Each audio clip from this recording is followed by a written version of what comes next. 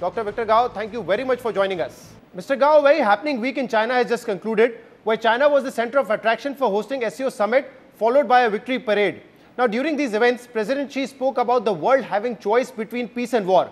But at the same time, China also exhibited its massive military power. So tell us what sort of a message China wanted to send to the world. Yes, indeed. On September the 3rd, China held the grandest military parade in human history, not only in terms of the scale of the parade, but also in terms of the most sophisticated military weapons, including hardware, software, including conventional weapons, as well as nuclear weapons, and all kinds of missiles, including intercontinental missiles. And of particular importance, China also displayed the most sophisticated, the never heard of drones and the robotics, for example. Now, the underlying message is amazingly very, very obvious. This is a message for peace, because I think the history will look back upon the victory parade as a major turning point in human history, because the rest of the world will come to the conclusion that no country in the world will ever indulge in the fantasy of imposing a war on China, conventional war or nuclear war, because China will not be crushed. China will overwhelm the enemy if it dares to impose a war on China. It is also a demonstration of China's commitment to defending peace for mankind, meaning, as President Xi Jinping said, we are faced with a choice between war versus peace, of multilateralism versus, for example, bullying by one country against the rest of the world. So China is to be recognized as the major force for defending world peace and for defending free trade. So this is the message from China, and I hope all countries in the world will realize that you need to come to terms with China, whether you like it or not, and you will be able to solve any problems with China in peace, in negotiation, in diplomacy, rather than agitating for war. Right. So China's desire globally is to compete with other countries rather than confrontation. Actually, no one can really seriously compete with China, if I'm allowed to say, because China's growth is inevitable. Whether there is, for example, the United States or any other countries, whether they like it or not, China will continue to grow.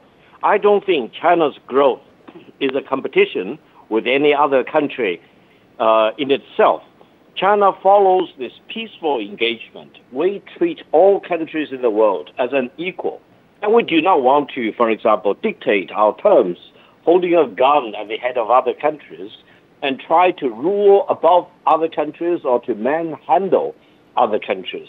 In that sense, China is completely different from many other countries which want to dominate the rest of the world. And China believes in multipolarity and multilateralism, which is not really, in the substance, is not competition itself. It's mutually beneficial growth. The real free trade is for mutual benefit, rather than for unilateral benefit, and by forcing terms onto other countries. So I would say China wants to cooperate with other countries, as well as, for example, living in peace and promoting win-win cooperation and win-win benefits. Now there's a lot of discussion on some pictures and footages from these events. First, where President Xi, President Putin, and Prime Minister Modi were standing together, and then in one of the footages, we saw President Kim Jong walking with President Xi and President Putin. Now, many are referring to this as a new world order led by China to counter the bullying from US and President Trump, to be specific. Is that the case? Well, I tend to disagree. Yes, indeed, Prime Minister Modi of India attended the SCO summit meeting in Tianjin. And not only Prime Minister Modi was there, the Pakistani Prime Minister, His Excellency, was also there, together with about 24 heads of states of SCO members, including, for example, President of Turkey. And Prime Minister Modi didn't make it to the parade in Beijing, which is not too much of a deal. But the distinguished Pakistani Prime Minister was here on the Tiananmen Gate, reviewing the troops together with, again, 27 heads of state and heads of government in total.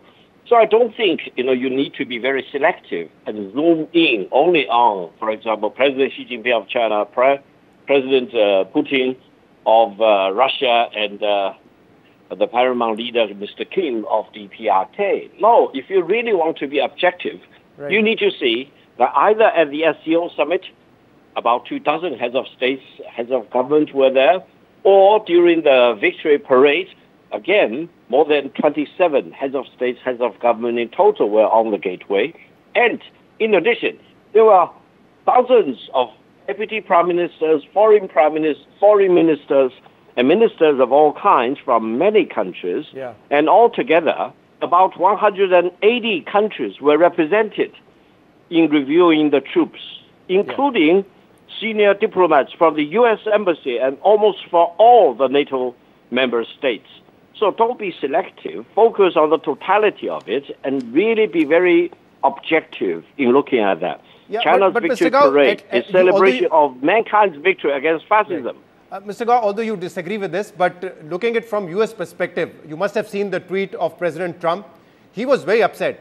He thanked China also. He sent warmest regards for President Putin and President Kim Jong. But he also said that these countries are conspiring against U.S. So clearly he was very upset about it. Yeah, my comment is very simple. Why shouldn't President Trump say, well, the three heads of states of these three countries, together with all the other, for example, 23, 24 other countries, were gathered here in Beijing talking about how to promote better relations with the United States? Why should he jump to the gun and say, well, they are conspiring against me, against the United States? Why should any country in the world really conspire against the United States? It is a great country. It's a big country, a very strong military power. I just hope the United States, under President Trump, will really behave and will honor free trade and will not hold a gun at any other's head and will not force other countries to weaponize anything.